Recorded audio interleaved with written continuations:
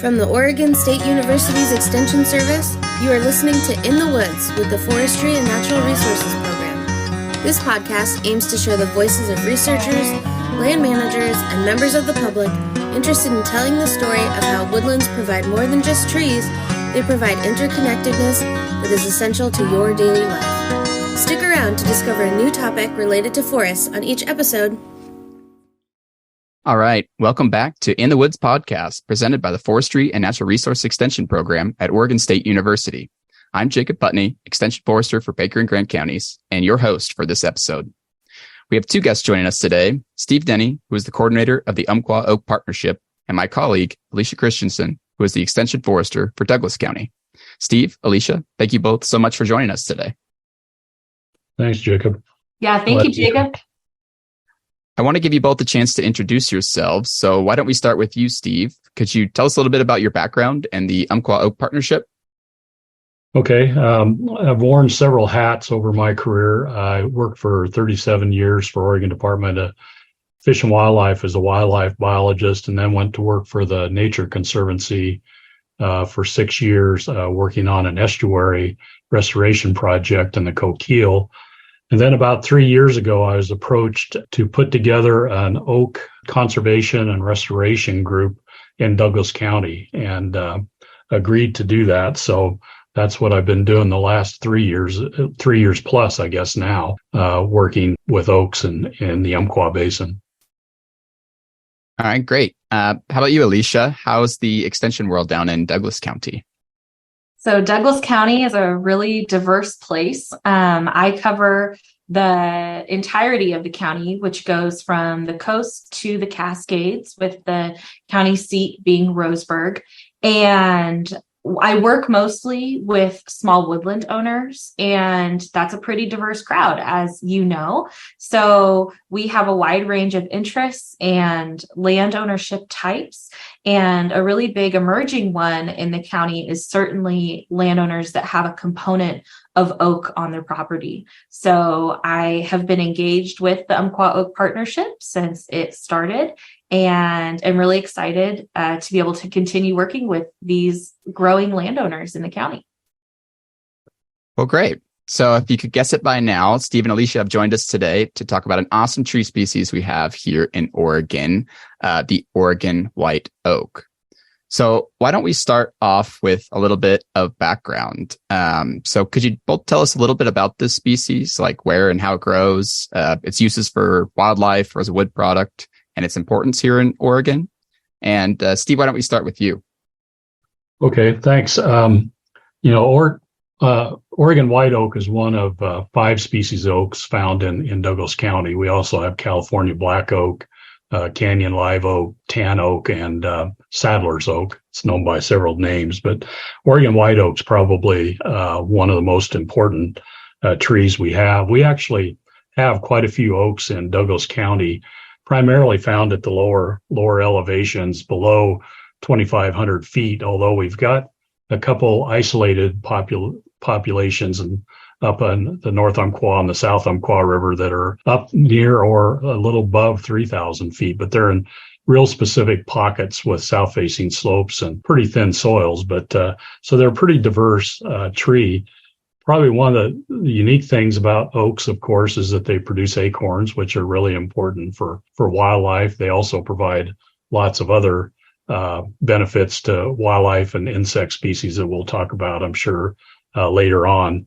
And a number of wildlife actually depend wholly on oaks, like acorn woodpeckers, Lewis's woodpeckers, white-breasted nuthatches, some of those species. And so, like I say, it's just a really unique species. It's very long-lived, can live 350 to 450 years old. I'm sure some reach 500 years old. They're really drought tolerant, which is really necessary in this climate that we have now. So, and they're really fire resistant. They've evolved with fire. So really an adaptable species, and, provide lots of benefits. Great. Alicia, do you have anything you want to add to that? What about wood products? Yeah, what I would add to that, definitely on the wood product side, a lot of people here probably don't think of Oregon white oak as really being a species that we're managing for wood products. And for the most part, you'd be right. That's something we typically see more on the east side of the U.S. But there are wood products that come from this species. And so it is certainly a popular choice for flooring, furniture. And in the winemaking business, oak barrels, are a really premier product coming out of both Oregon and Washington. So there's a lot of other uses for this species as well. A lot of landowners love it for firewood. It's a wonderful species to burn. If you have, some dead trees on your property, that's a great way to be able to utilize those that if they fell down and they're on your property and you need to get rid of them. It's a great firewood species. And there's been other uses for them as well, but that furniture, flooring, and wine barrel are pretty much the top uses for them in Oregon. Oh yeah, you can't have bourbon without a white oak barrel. That's right. There you go. So to expand on that, what's the difference between an oak savanna and an oak woodland? And how do you know if you have one or the other? Alicia, you want me to take that one? Sure, that'd be great. Okay. We have 3 and almost 4 different kinds of oak habitats. 2 of those being what you mentioned, oak woodland and oak savanna. We also have an oak mixed conifer habitat where oaks are mixed in with cedar, Douglas fir, or ponderosa pine. And also we have oaks in the riparian zone over a lot of Douglas County. But primarily the difference between oak woodland and oak savanna is merely tree density and canopy cover. The oak woodland has about 30 to 60% tree cover by oak trees, whereas the oak savanna is very widely spaced, great big oaks with huge canopies, but they only have about 20 to 30% of the canopies covered by oak. And those are the ones that have been managed in the past by Native Americans because those bigger oaks produce lots of acorns, which the Native Americans used for food. So, and sometimes on oak savannas, you'll even find 1 or 2 trees per acre. So they can be highly scattered, very, very widely spaced, obviously, if you're only having a couple trees per acre. As Steve mentioned, the management of these oak woodlands and savannas via fire is really important to maintain those densities as well. Obviously, with the differences in density, they probably have a different understory composition as well. So what species are usually found in the understories of each of these habitat types? There's a number of understory species, and we've got a group kind of working on native understory, but there's some native bunch grasses that you find under the oak savanna, particularly that are managed by fire, but things like California oak grass, a couple of the bromes are also found underneath the canopy, and then some shrub layer, like, let's see, I'm trying to think, snowberry, some of those type. There's some poison oak under some of that as well. But whereas the oak woodland has a lot more of the understory because there's a lot more shade involved there. So the oak savanna is primarily a grassland type habitat, and like Alicia said, the best way to manage it is through controlled fire. Yeah, and some other shrub species that you might find that are really common in the understory would be hazel, hawthorn, blue elderberry. You mentioned snowberry, serviceberry, wild rose, ocean spray. Quite a big variety of, there's others, the list goes on, but quite a big variety of understory species, and quite a bit of variety and herbaceous cover as well found in these habitats. And the hawthorn, the native hawthorn, not the yes. English hawthorn, which is an invasive and really taking over. Yeah, that's a good distinction. Northern Douglas County, so which landowners drives them nuts. So, but yeah, it's important to know the difference in hawthorn when you have an oak habitat on your property. Absolutely. So speaking of invasives, how have these ecosystems been influenced or changed over time, especially with things like climate change and fire exclusion? Well, like Alicia said, oak evolved with fire, and the Native Americans burned these valley floors on the Umpqua on a really regular basis. In fact, a few of those studies I've read showed fires occurring as often as every 2 to 4 years. So really frequent fires. They did that for a couple of reasons. I said that it helps promote those great big old oaks that produce lots of acorns, which they used for food. And then also that burning grew lots of green grass, which attracted elk and deer and bear, which they also hunted. So exclusion of fire has probably been the number one effect on oaks in Douglas County, and I think other areas of the western part of the state as well. But also that lack of fires allowed Douglas fir and cedar to grow in areas where normally it wasn't present. And one of the things about oaks, particularly old oaks, is they need lots of sunshine. And so when Douglas fir grow up through the canopy and start to shade out the oaks, that will kill them. And they topple because of a weak root system. So fire is a big one. And then invasive species, like we just talked about in Douglas County, it's English hawthorn, blackberry, Himalayan blackberry, Scotch broom. Some of those in particular are really taking over in some habitats, and they need to be managed either with fire or some understory, slash piling and burning, that sort of thing to kind of reduce that understory canopy. So, those invasives also produce ladder fuels, which allow any fire go up into the canopy, which is not what you want. You don't want a canopy fire. So I say there's a number of those effects, but those three things are probably that have had the most impact on oaks in Douglas County in particular. And I think one other notable one too is the land conversion aspect of another big threat to oak. Oak loss of habitat for oak woodlands. They've been converted for a wide variety of purposes, but urban and suburban areas, agricultural land uses. While there's some ag land uses that can be compatible with oak habitat, like pastures, a lot of them are not that compatible because they're replacing the species grown in those former oak woodland or oak savanna areas. And so basically, replacing that habitat.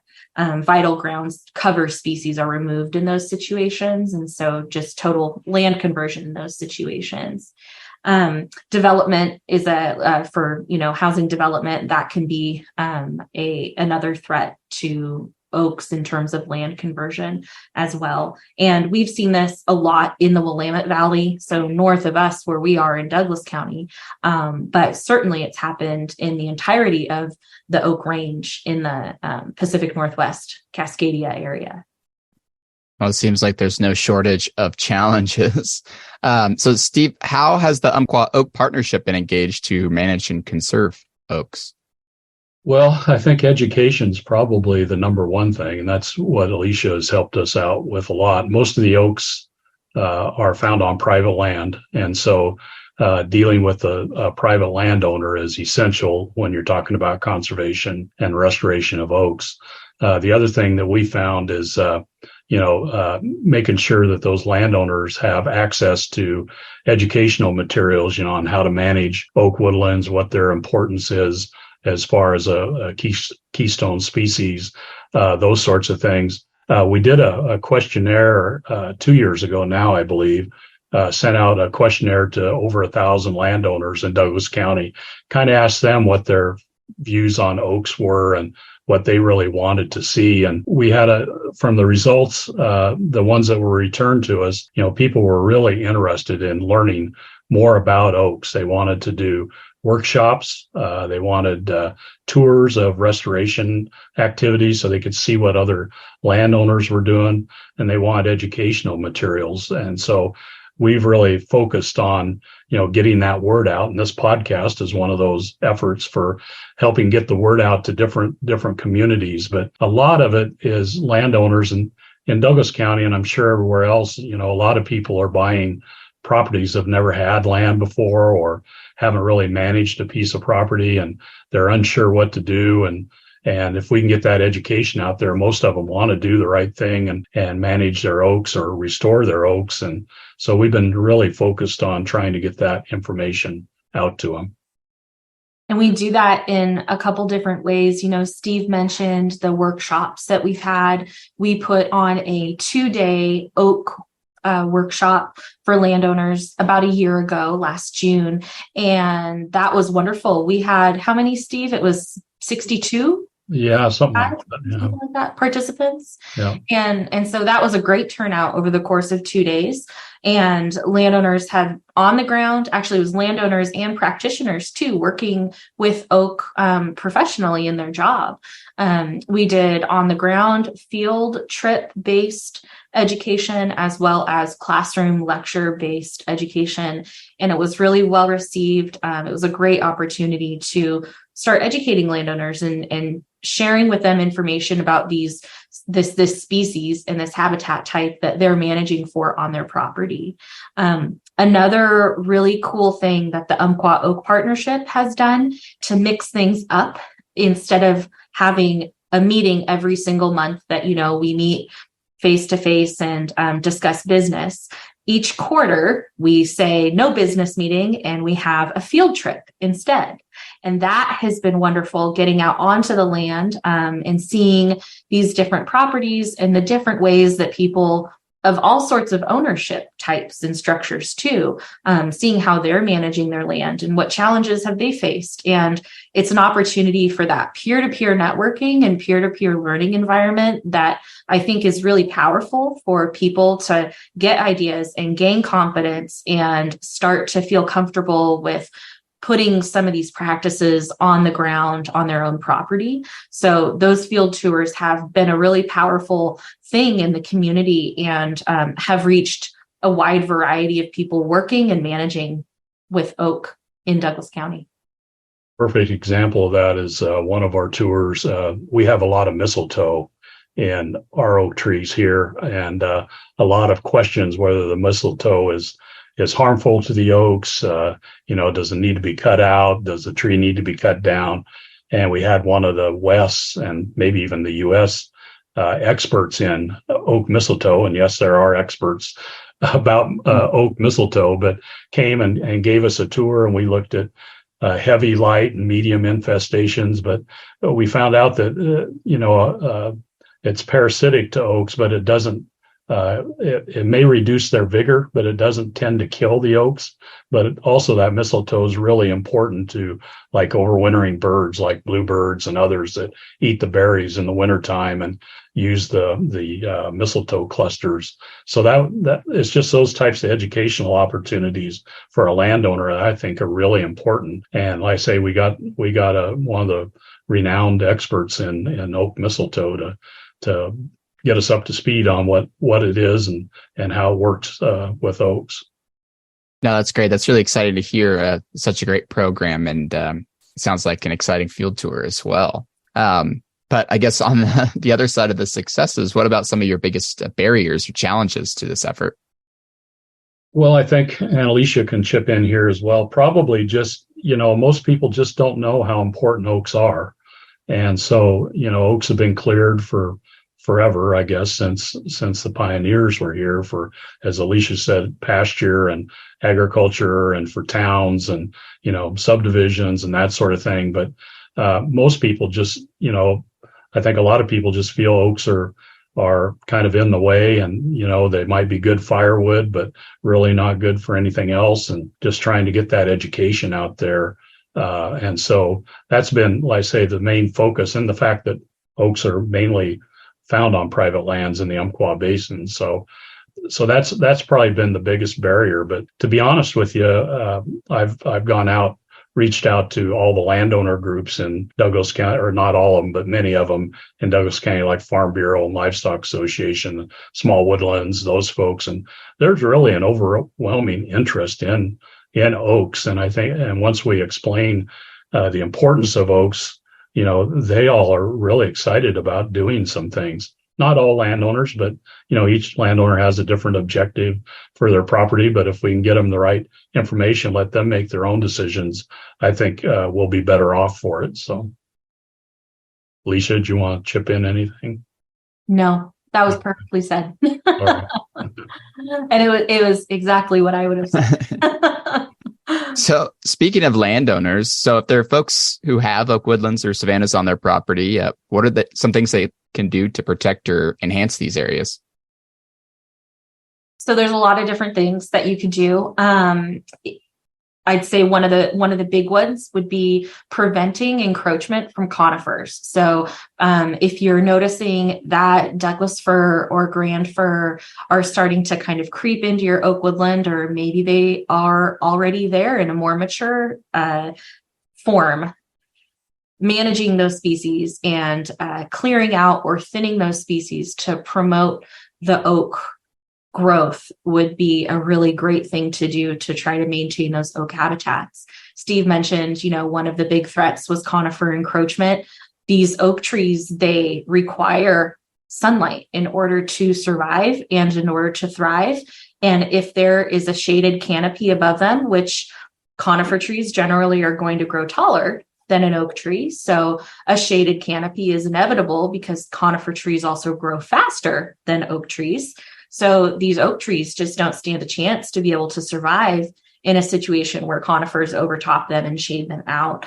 So it doesn't mean that you can't have a mixed conifer and oak woodland. That is certainly one of the forest types that Steve described. But being thoughtful about how you manage that and maybe thinning out conifer trees that are around your oak trees that you're trying to protect, and maybe having a more patchy nature where you have some patches of oaks that you're trying to keep and then some patches of conifers that might not be in direct competition for the oaks. So that would be one really great tool that a landowner could use to help maintain their oak woodlands.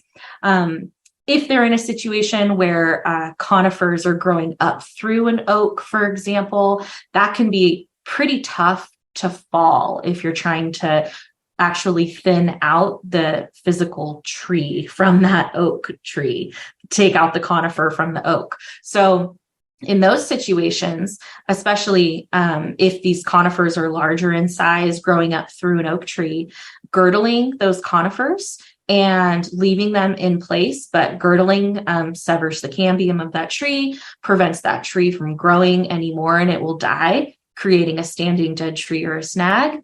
And those snags are fabulous for wildlife. And so you can achieve multiple objectives if that is your situation where you have mature conifer growing up through your oak woodland. You can still try to start to come back from that. Steve, would you have anything to add on? I know there's more. Yeah, a couple things just with the climate change we're facing now and the drought that we've been subject to. We've really had a lot of the firs especially on south slopes, die. And so, that's actually benefited oaks by and large. But if people do want conifers, they could plant ponderosa pine. It's a lot more open growing type of a tree rather than Doug fir or incense cedar. And I think oaks tend to get along with them a lot better. The other thing is removing those those invasive species underneath the canopy. It not only will help prevent fire, which I think we're all concerned about, the catastrophic fire now, but also gives more room for native understory plants and helps reduce those ladder fuels that would help promote a canopy fire. So those are some things that individuals can do.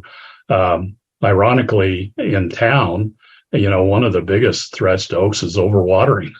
People water their lawns, and oaks don't handle a lot of water well, and so watching how they water their lawns. So even individual oak trees are important. Some of the studies have shown that an oak tree in somebody's backyard has all the benefits of oaks out and on a rural 100-acre property. So saving those individual oak trees, especially in town, creates a huge diversity of wildlife benefits and for birds and invertebrates and even things like gray squirrels and those sorts of things. So all of those would benefit oaks in the long run. So.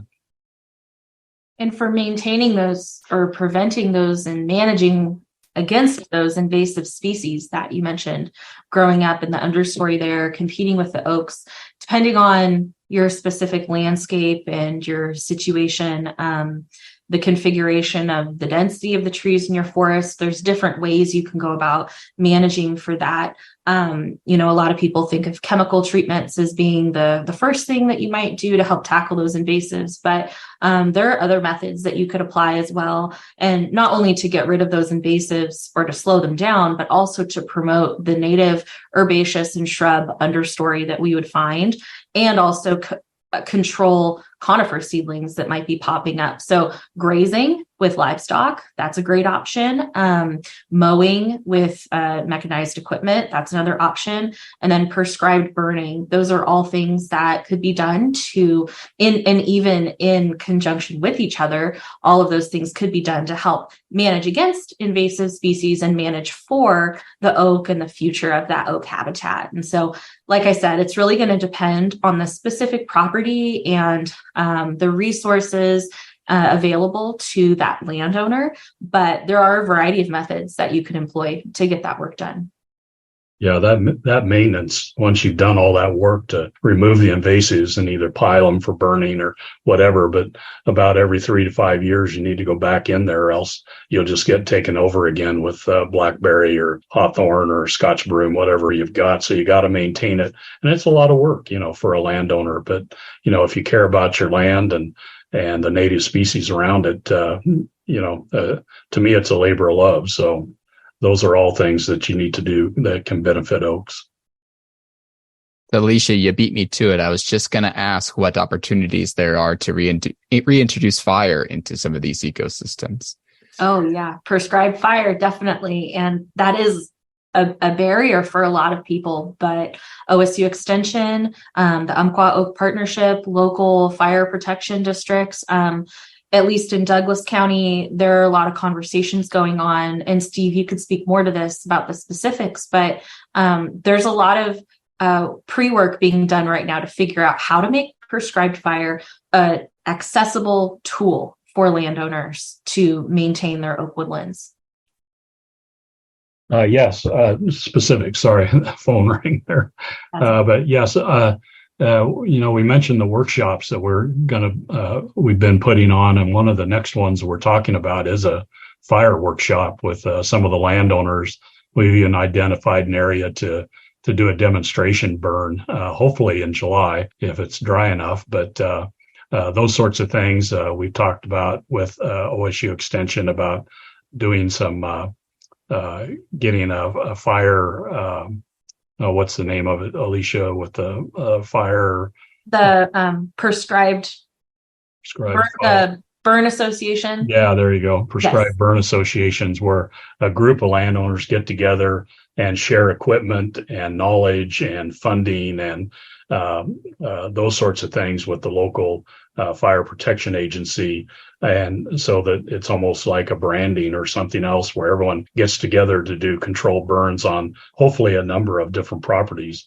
Some of the bigger local grazers here, cattlemen, burn on a regular basis, and they do that similar thing. So we've got kind of a basis to work from to form some of these fire associations. We think it's really got some good potential. Well, I think you mentioned a lot of great ones already, especially with some of the workshops and field tours and stuff. But what other resources or tools might be available for achieving management objectives related to this species? Well, we as part of what we do when we meet with landowner groups and that sort of thing, we have a number of different handouts, landowner guides.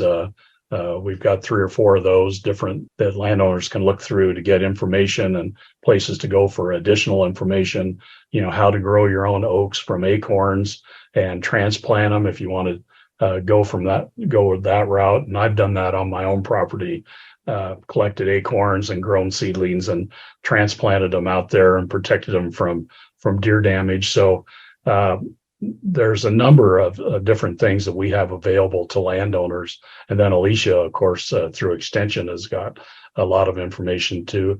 We're working through Small Woodlands Association. They've been a big supporter of the Umpqua Oaks Partnership ever since we got started. And so they're always sending out information on their website, everything from fire levels to, they do their own tours and workshops and that sort of thing. So we've been able to work together with them on a number of different things.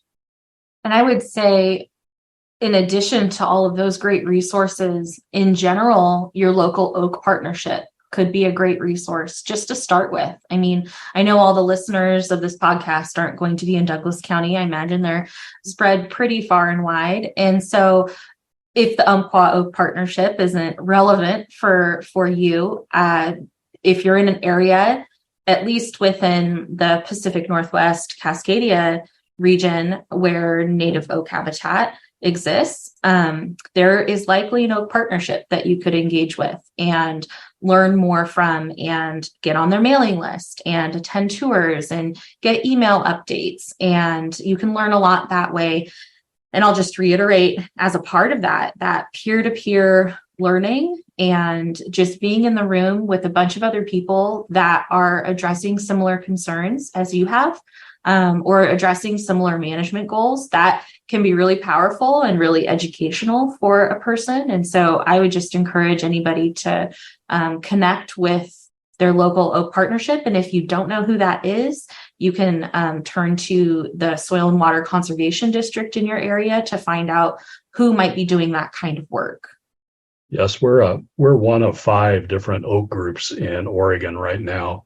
We were the last one to form, actually, but we do have one down in Klamath Siskiyou, based out of out of the Medford area. It's called KSON, Klamath Siskiyou Oak Network.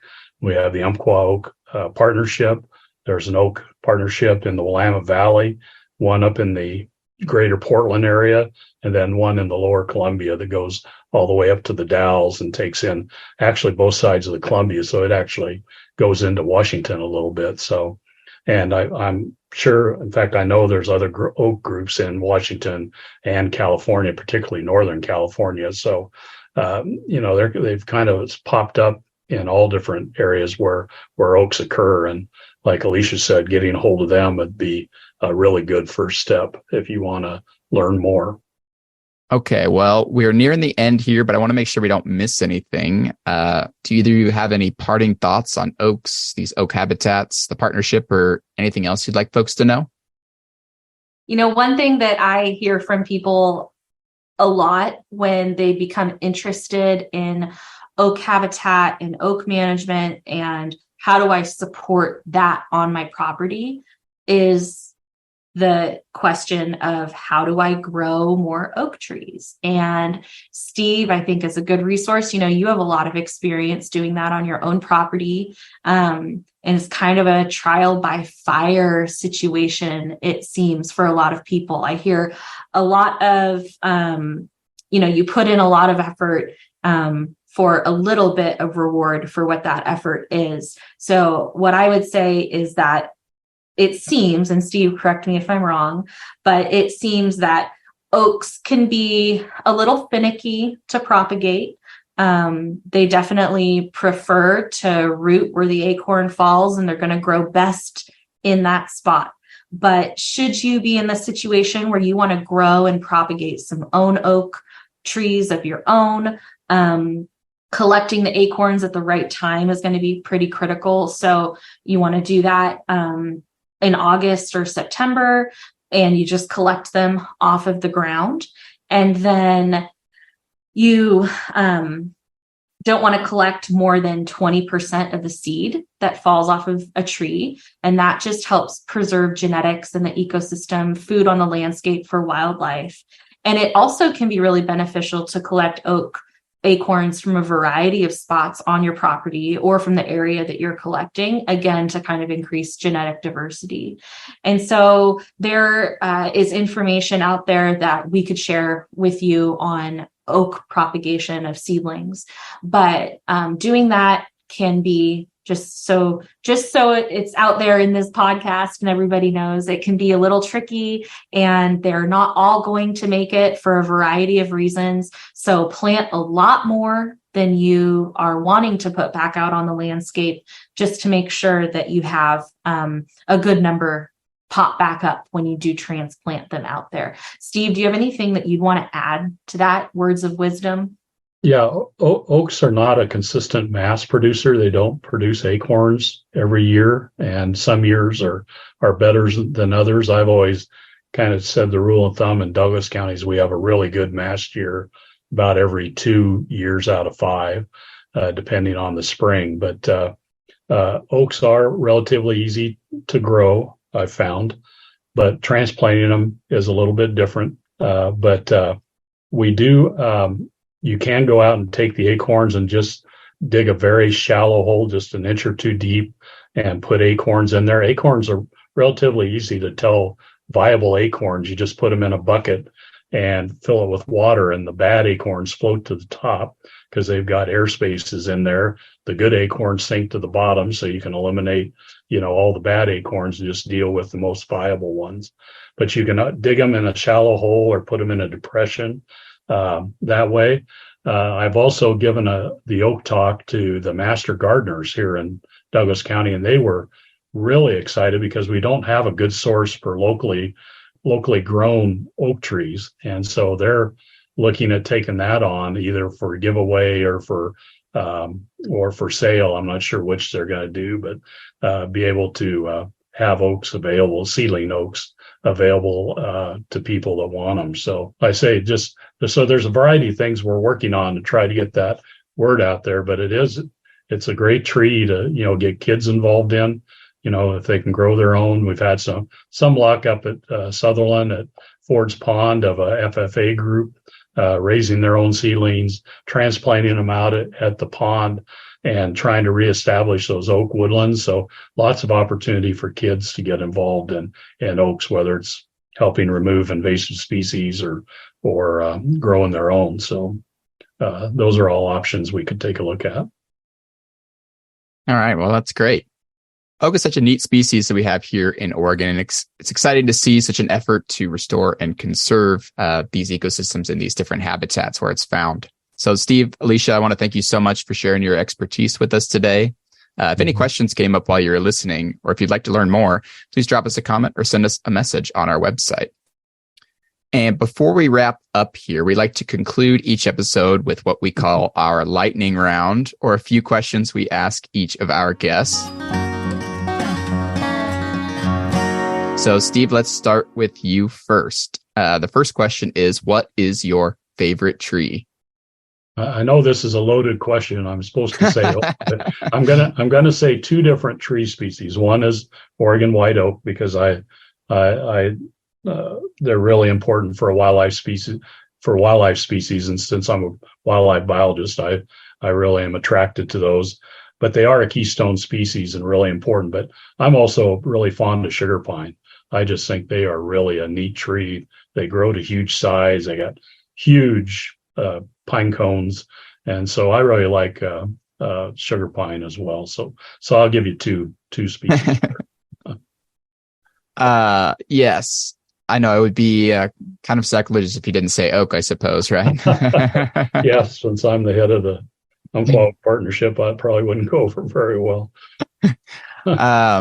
So the second question then is, what is the most interesting thing you bring with you to the field? Interesting thing. Well, lately, I originally would say binoculars, but recently I found an app from Cornell University called Merlin, and it is an app they've developed that allows you with your phone to hear bird calls and identify the species. It identifies the species for you. It's fascinating to use, and so I've been using a lot in the oak woodlands on our farm, trying to identify what kind of species are using the oak habitat. So, and it also plays calls as well, so you can kind of call birds in and that sort of thing. So I've turned some people on, including my mother-in-law and my son, and they just love it. And it's really fascinating to turn it on see what all those bird calls are, because I'm not very good at bird calls. Pretty good at visual identification, but anyhow, I guess that's my most interesting thing.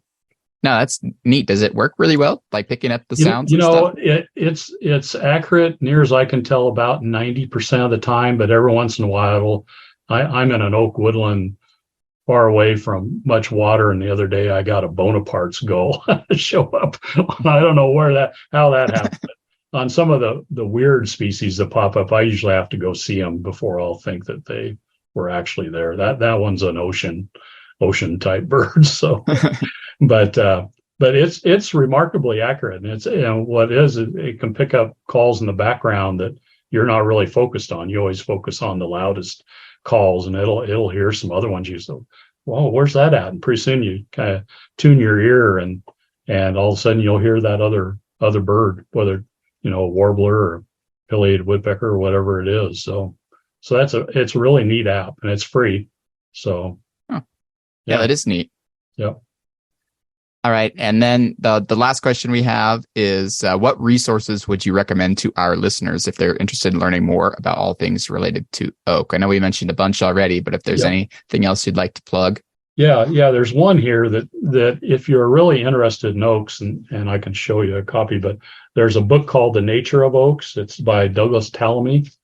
He's kind of the godfather of oaks. He's done a number of things. He's actually got, I think, some grandkids or kids in the Portland area. So he comes out to the West Coast every once in a while, but that one's a real neat look. It's not overly scientific, but it runs through the 12 months in an oak's life, and talks about some of the things he's done over 40 or 50 years with oaks on his property back on the East Coast. But a lot of the things that he mentions on oaks back there are applicable to oaks out in our country. I mean, an oak is an oak, but that's a really neat one that you can get a hold of and take a look at.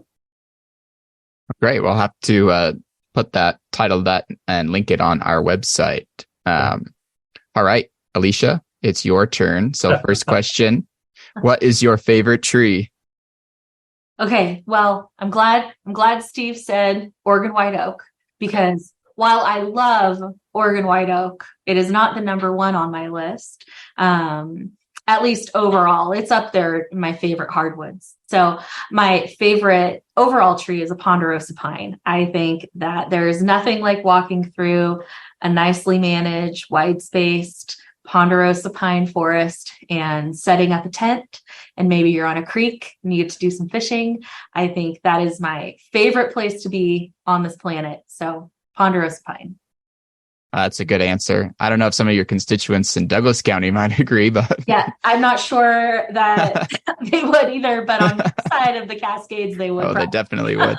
Well, everyone thinks that, all we have is Doug fir over here, but we've actually got quite a few ponderosa pine. We do. Even in the valley floor here. So. Yep. All right. The next question is, what is the most interesting thing you bring with you to the field? So I'm following Steve's lead on this one with an app, because I think that is a really cool way to address this question. So I couldn't decide, and there's two apps on my phone that kind of serve similar purposes that I really enjoy referring to. One of them is Avenza Maps, and the other one's Onyx Hunt. Both of those are extremely useful when you're out there. Avenza shows you where you are. You don't need a satellite. You don't have to have, an internet connection or LTE or anything like that. It works in remote areas, and you can do it like you do your Google Maps. It has your little blue dot and it follows you around. And so you can mark the trail that you went on, or mark a cool feature that you find when you're out in the field.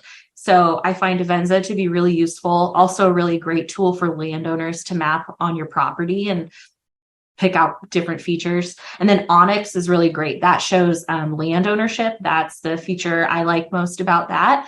And that can be really useful when you're out wanting to know, who are our adjacent property owners, that type of thing. So in conjunction, I find those to be pretty great field tools.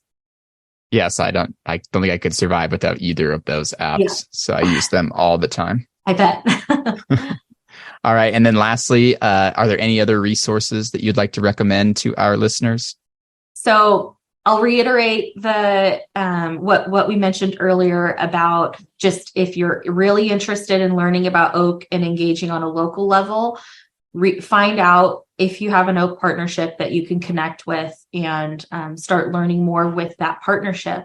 But kind of on a broader scale, if you're in this oak range extending from, Oregon all the way up through northwestern Canada, this Cascadia region of oak area, there is a listserv. Well, it's an organization called CPOP, Cascadia Prairie Oak Partnership. So this CPOP has a listserv, which is just an email list anybody can sign up to be on.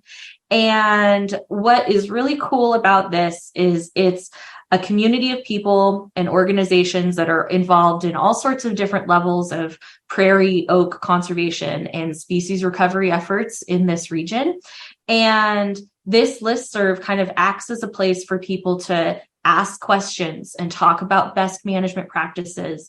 They'll post related job openings and conferences and workshops, share newsletters, relevant publications. And so it's a really diverse, well-rounded resource. If you want to just dive in and see what are questions practitioners are having around oak, they're talking about it on that CPOP listserv. Now, your inbox might get flooded a little bit if there's a topic that a lot of people are really interested in. And so you might get 20 emails on this one thread of conversation, but you'll learn a lot. And I think that's been a really great tool for myself to kind of further educate my own knowledge on oak outside of just my specific area. No, that's great. Well, Steve, Alicia, thank you again so much for joining us today. I really definitely learned a lot. Particularly the Oregon white oak has always been a favorite species of mine. My grandparents had a number of them in their backyard, and I just remember I spent a lot of time as a kid picking up acorns and collecting them. I don't remember what I did with all of them, but I picked up a lot of acorns when I was younger. Well, this concludes another episode of In the Woods. Thank you all so much for listening. Don't forget to subscribe, and we will see you all next time. Bye, everyone.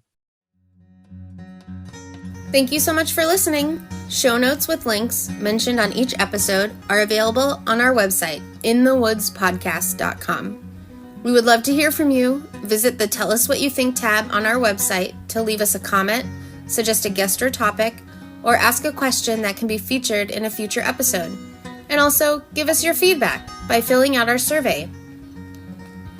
In the Woods was created by Lauren Grand, Jacob Putney, Carrie Berger, Jason O'Brien, and Stephen Fitzgerald, who are all members of the Oregon State University Forestry and Natural Resources Extension Team.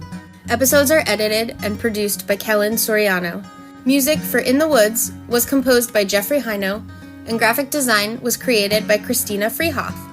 We hope you enjoyed the episode, and we can't wait to talk to you again next month. Until then, what's in your woods?